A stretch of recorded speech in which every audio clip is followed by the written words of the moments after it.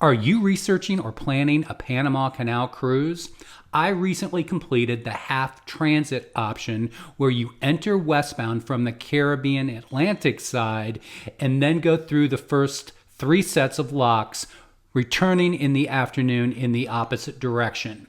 Watch this video all the way through to see perspectives from both the bow and our balcony. Right now on See More Seas.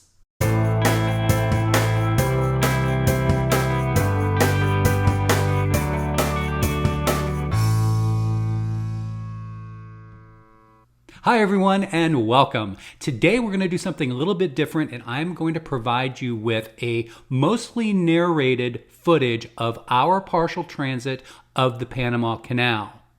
If you are new here, welcome. I'm Doug and this is See More Seas, your cruise tips and planning channel where I hope to help you and your family pick, plan, and enjoy your next cruise vacation. If you do find this video helpful in any way, please do give it that thumbs up. And as always, please subscribe to the channel if you have not done so already. This was one of our bucket list locations, so needless to say, we were very, very excited for this cruise. I wanted to share this footage so you can see whether or not this partial transit option is right for you and your family. So sit back and enjoy the footage and determine for yourself whether you would find this half transit option boring or bucket list. Let's get started.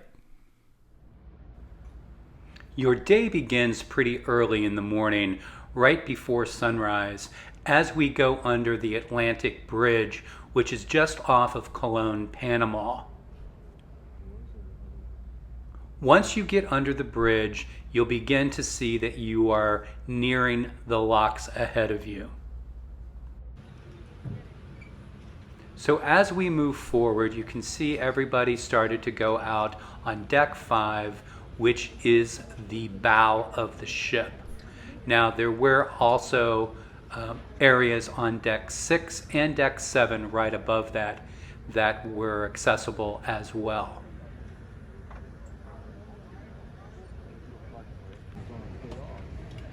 It did get very, very crowded out there as we began to get closer to the first set of locks. You can see those sailboats in front of us with a tanker that they're just moving into that first set.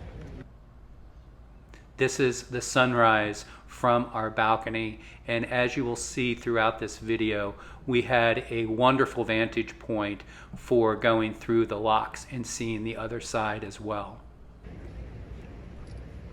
So as those sailboats and the tanker go into that first set of locks, those doors will close and then that will begin to fill so that they can go up to the next level, allowing us to get closer to those doors.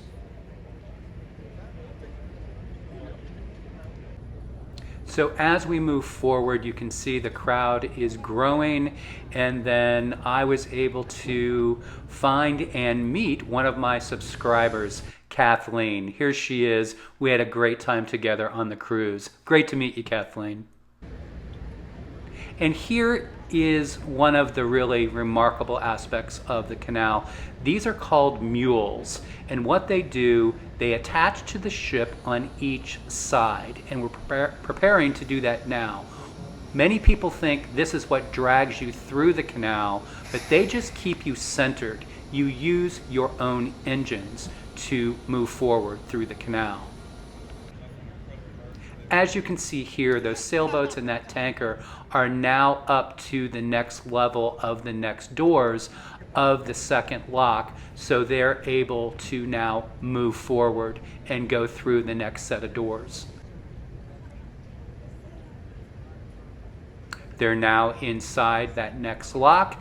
The doors will close behind them, and then it will allow for this particular lock to be prepared for our entry into that particular area of the locks.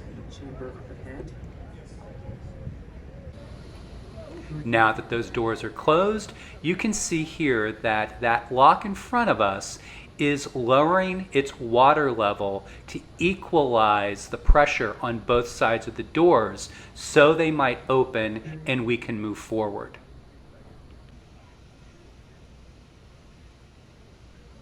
You can see one of the mules right there ready to keep us centered as we move into the next lock. Once equalized, the doors will open and it will allow us to move forward using our own engines with those mules on each side, keeping us in the center. Found the ship on the starboard side, locomotive 153.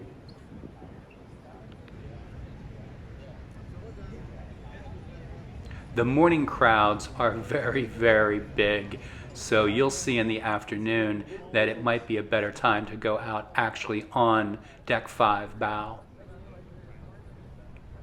Now we're beginning to move forward into that lock, and then those doors will close behind us and they will fill it with water, bringing us up to the correct level for the next set of doors. This is a side view from the balcony, looking at an oncoming tanker that's in the other side. Here's the mule keeping us centered. Again, we're moving under our own power and they are not dragging us along. John was in the cabin getting all of the sideway footage.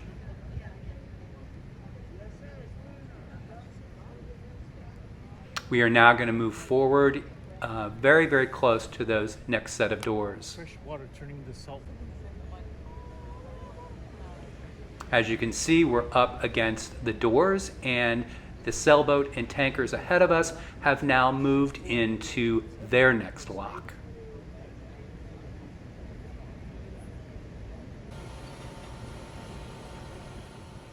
One of the mules on the port side of the ship. Look at the difference in the elevation of that tanker up there and our ship currently.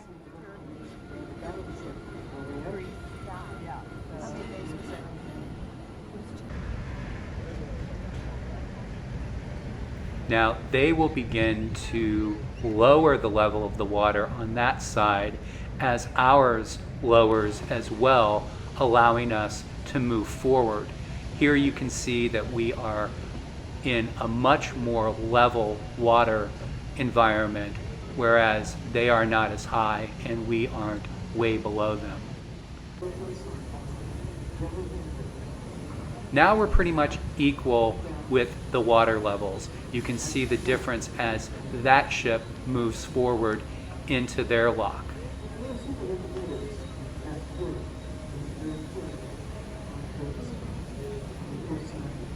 And you'll see now that this is a shot of that ship as it passed us.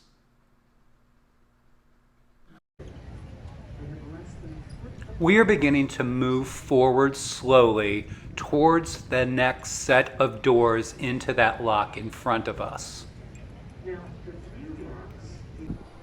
From a side view, you can see how close we come to the walls of the lock in the canal. Look at the different water levels from where we are right now to the lock beside us moving forward. There's normally only about 2 feet between the wall and the ship on each side.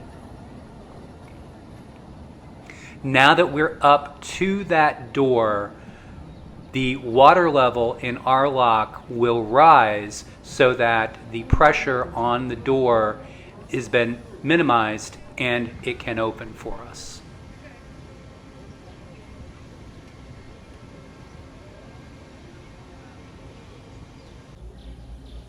We are now moving forward as the doors have opened, and this is the center of the Gatun or Gatun Lock.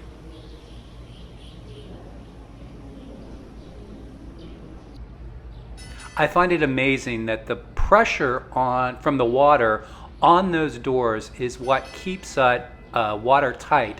All that pressure is against those doors, making it so the doors hold the water. As you can see, those sailboats ahead of us have now cleared the last doors, and the cargo ship or tanker that was in front of them is moving into the lake. That is now lake level. Now, since we are now in the last lock, this is a cargo ship that is moving into the first lock from the lake, heading eastbound.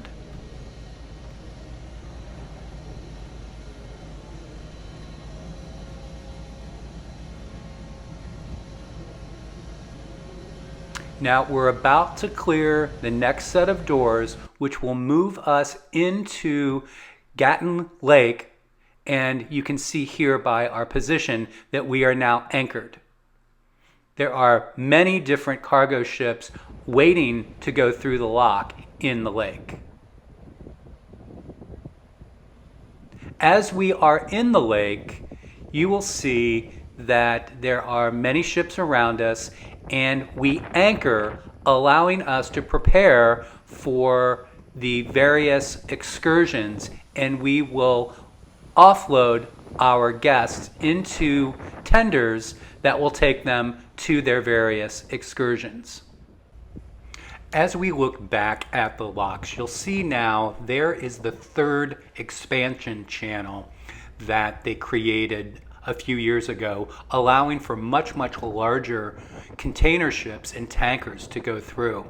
These are called Neo-Panamax size ships that don't fit on the smaller, older side, so they created a much larger channel where these ships can now go through. Here you will see the ship lowering its tender boats so that it can offload all of those guests that have different types of excursions to do. It takes them to the mainland, and there's a dock there where their buses are awaiting, and they can move towards their excursions. There are several different excursions to take. One of the most popular ones is that you get off the ship on one of these tenders, and it takes you to a bus which drops you off at a ferry that allows you to board the ferry and then continue through the lake and then go through the locks on the Pacific side. Once you go through those locks and go into the Pacific Ocean, it puts you back on a bus, and it's about a 90-minute bus ride back to Cologne where it meets the ship. This is that excursion, and then there are others that are available to go to the rainforest, to go into Panama City, lots of different other things to do. So check it out. We decided to stay on the ship because I wanted to see the locks from the other direction. This is an example of the tenders taking people to the docks where they will meet their buses. Once all of the tender boats are finished, they raise them back onto the ship, and then we pull up the anchor, getting us prepared to go through the locks in the other direction. You will see here that we are now underway based on the marine traffic app, and we are getting closer to going back through the locks. This is one of those Neo-Panamax sized cargo ships that is going to go into the expansion locks. This cargo ship was out anchored waiting for its turn to go into the locks.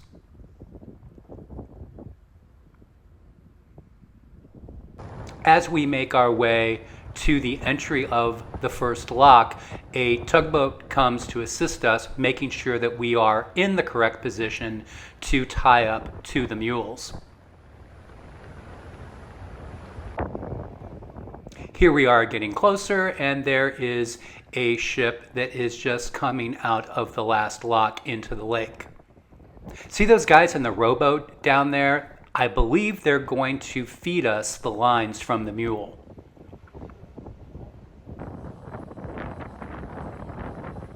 Now that we're attached, we're getting into position to head into that first lock. This is coming from the lake. We are all lined up and attached, so we are looking from a different perspective. We are now at the lake elevation, looking down, and we will begin to go down in elevation as we move forward. As the lock in front of us fills with water, the doors can now open and we can move in to that area.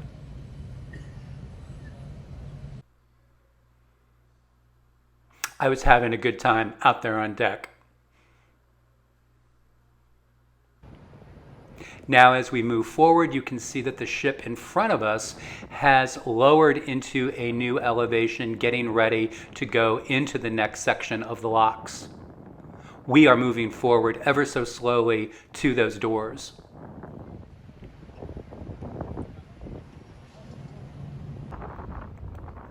Now the other ship is beginning to move forward now that the levels of the lock have been lowered and meets the next section.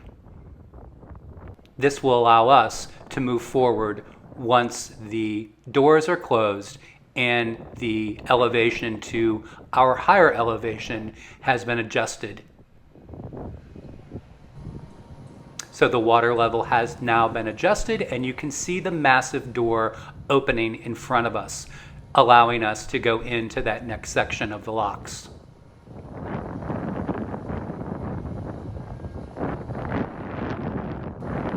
As you can also see, there's much less of a crowd in the afternoon on the bow of the ship. So this might be your opportunity to get a prime spot. But remember, bring your sunscreen and a hat. So as we move forward, you can see the mule from this perspective is pretty cool, and in a minute you're going to be able to see all of the people out there on the deck waving to the crew members of the tanker beside us.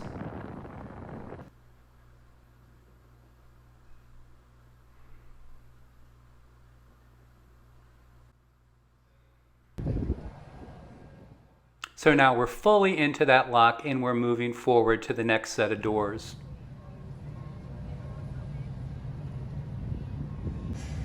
I thought it'd be cool to show you the doors closing from the opposite side. This is where that tanker just came through.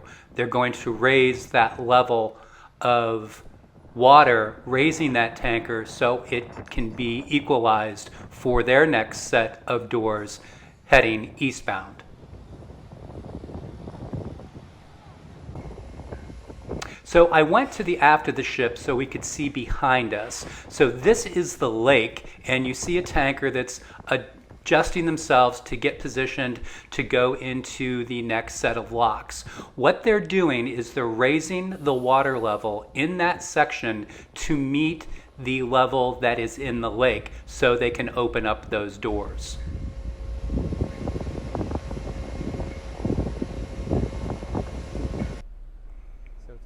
Now that the levels have been equalized, you can see that that tanker can now proceed into that section of the lock.